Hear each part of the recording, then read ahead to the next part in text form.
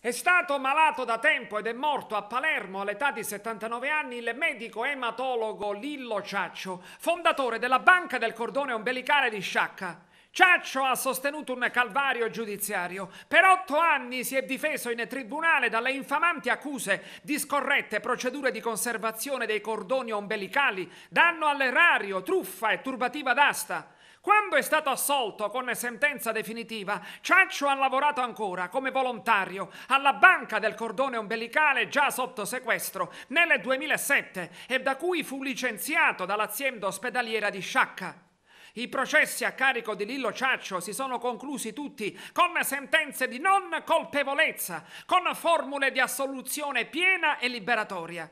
Il giudice del lavoro ha inoltre dichiarato ingiusto il licenziamento, condannando l'azienda sanitaria a pagare 493.000 euro di risarcimento. Ciaccio ha donato i soldi alla ricerca scientifica.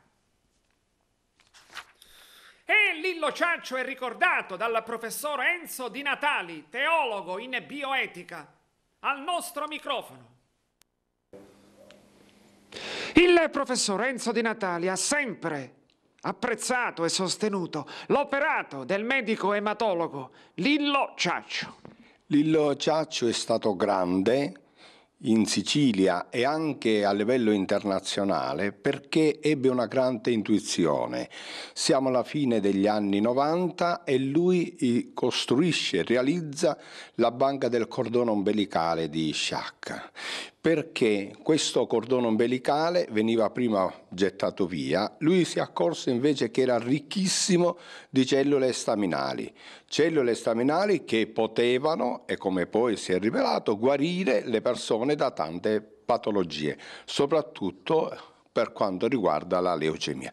Lui riesce a realizzare questa struttura che diventa la seconda a livello mondiale dopo quella di New York, con una 20.000 sacche che può donare a tutto il mondo.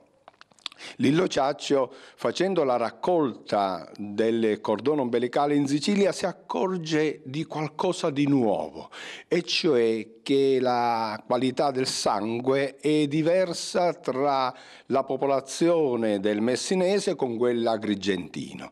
E allora lui capisce che c'è qualcosa che non va. Perché questa divergenza?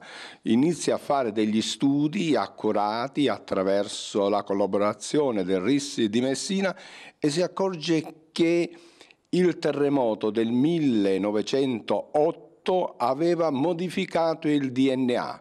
Ciò significa che il DNA dell'organismo umano non si modifica così per un fatto causale, ma l'ambiente ha una influenza non indifferente.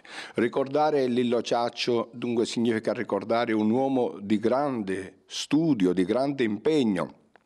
Significa anche avere fiducia nella medicina, guardare anche alla medicina rigenerativa, perché le cellule staminali hanno il compito di curare l'uomo non attraverso gli interventi farmacologici o attraverso il ricorso alla medicina sostitutiva con i trapianti, ma con le potenzialità che l'organismo umano ha nel proprio interno.